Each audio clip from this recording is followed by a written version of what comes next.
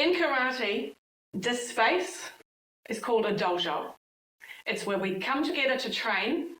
It's where our status disappears, and when your responsibility starts with yourself. Now, you may think that this talk is about toughness or mental resilience. It's not. And now I'm not going all Mr. Miyagi on you today either. Today, I would like to offer you a different way of looking at work, leadership, and burnout. Not as something that starts on the outside, but as something that starts on the inside with us. Our work has evolved. The way we lead humans on the inside has not. In the dojo, there are no titles and no corner offices. There is just presence, skill, and responsibility. I would like you to think of your work a little bit like a dojo. I'm not asking you to fight anyone, even though it may be tempting at some time. And I mentioned I'm going to talk about burnout because today there's a lot of people who feel on the edge, and everyone talks about that. And we often frame burnout as something that, needs fixing from the outside, or something the system that should be fixing it for us. I believe it is more complicated than that. When I was going through burnout in a leadership role, I asked the wrong question. I asked how to cope. The real question was, what was my part in it? What if burnout is not just a personal experience? What if burnout is trying to tell us something about the way our work is designed, the way how we design our work? In the dojo, no one is coming to help you. And at work, it is pretty much the same. So when I look at redesigning our work, perhaps, where do we need to look? Is it a gap in leadership? Is it a gap in organization? Or is it a gap in how we lead ourselves? Let me take you back to Japan. It was August 11th, 2019. Our dojo had traveled all the way to Kobe for a big 70th anniversary competition. 70 years of history, 70 years of discipline, and 70 years of experience. Just before we left, I was told I'm going to have to go on the stage and perform at the competition and do both kata and sparring. So I laughed at first because I was 45 at the time. I looked at my sensei and realized he's not joking. So I was 170% terrified of going there. When we arrived, I actually realized that there's a lot of expectation, and tomorrow I had to go and compete. Now, I trained for this black belt for years. I've put in the work, yet standing there, I didn't feel ready. I was terrified. And I realized this is not a small dojo. This is Japan, and it's a stadium. So I felt the pressure, and there was lights and a big crowd. And I remember standing at the edge of the mat going, my mind went completely empty, not calm, blank.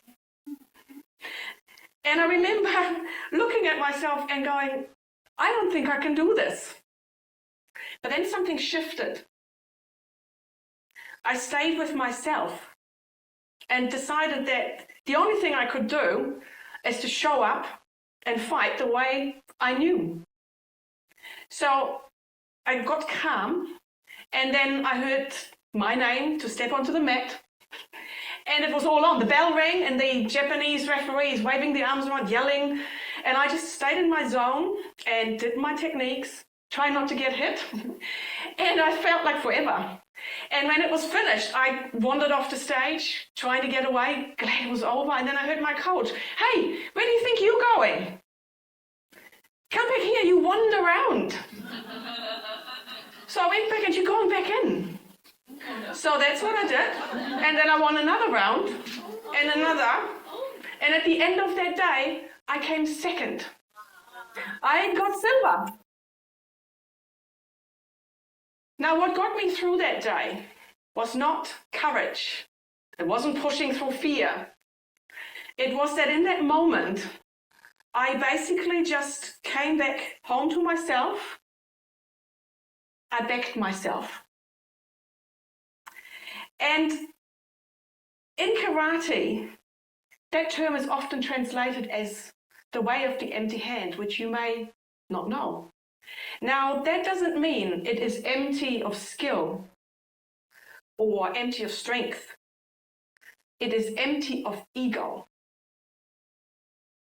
Because when we take ego out of the equation, we can become more honest with ourselves.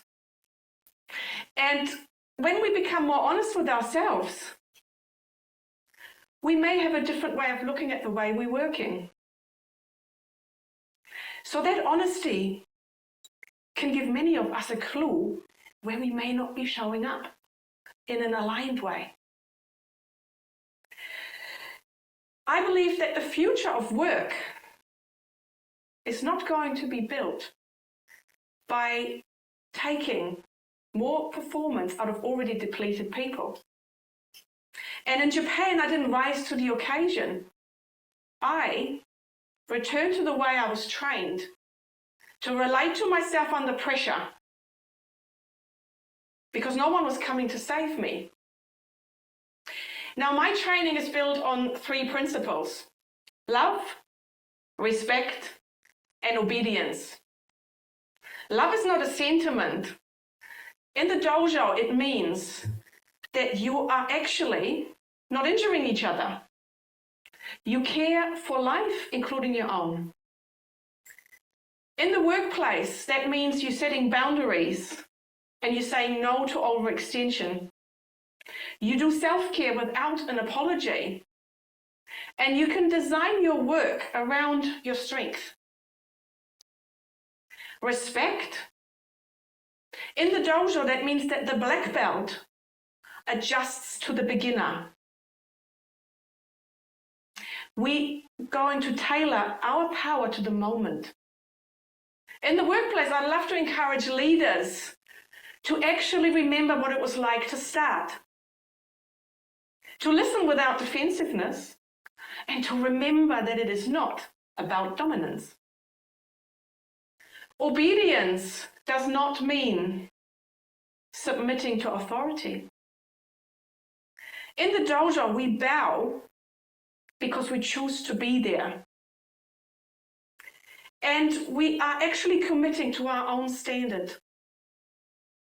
And in the workplace, it means that you're not afraid to speak up, that you're not waiting for somebody to tell you who to be,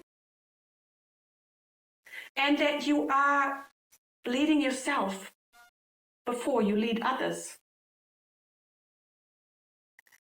So the future of work is going to be built, I believe, by people who are regenerated, who are grounded, and who are self-led. Regenerating people is not a nice to have. I believe it is a meaningful advantage for those teams who are looking for sustained performance.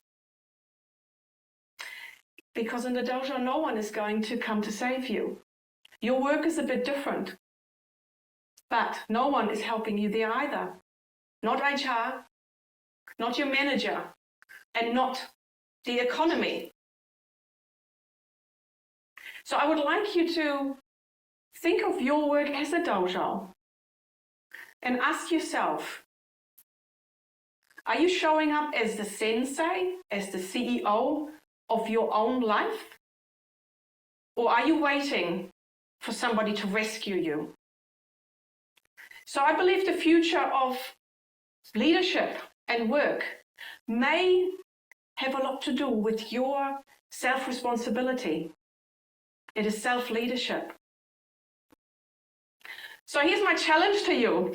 When you go to work on Monday morning and you're stepping into your office, I'd like you to look at it just like a dojo. Ask yourself, where have I not shown up? Where have I not spoken up? And which part of yourself have you been hiding to stay safe? Because that is work no one can do for you, not HR, not your manager. It's up to you. So I believe the future of work may not start here. It may start the minute you decide to step onto the mat and to lead yourself. Thank you.